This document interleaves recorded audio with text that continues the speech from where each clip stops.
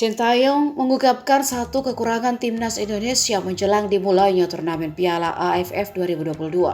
Piala AFF 2022 yang merupakan turnamen sepak bola negara-negara Asia Tenggara akan dimulai pada hari ini, Selasa 20 Desember.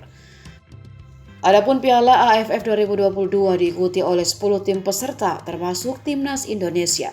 Pada babak penyisihan ke-10 tim tersebut dibagi menjadi 2 grup dengan masing-masing grup berisikan 5 tim. Hasil undian Piala AFF 2022 menempatkan timnas Indonesia di grup A bersama Thailand, Filipina, Kamboja, dan Brunei. Sementara itu grup B dihuni oleh Vietnam, Malaysia, Singapura, Myanmar, dan Laos. Fase grup Piala AFF 2022 menggunakan format round robin kandang dan tandang. Artinya, setiap tim akan memainkan 2 laga kandang dan 2 laga tandang di babak penyisihan.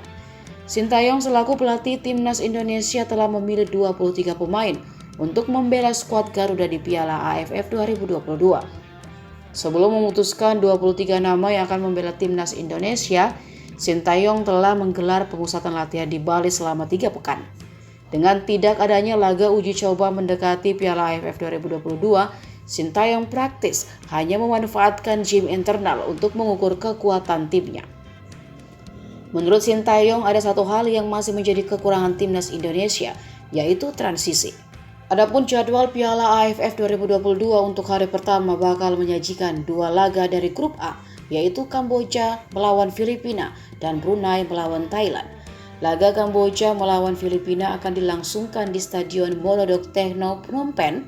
Sementara itu, partai Brunei melawan Thailand digelar di Stadion Kuala Lumpur, Malaysia.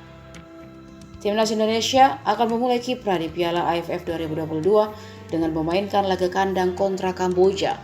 Jadwal Timnas Indonesia versus Kamboja pada fase grup Piala AFF 2022 tersebut bakal digulirkan pada Jumat 23 Desember pukul 16.30 waktu Indonesia Barat di Stadion Utama Gelora Bung Karno, Jakarta.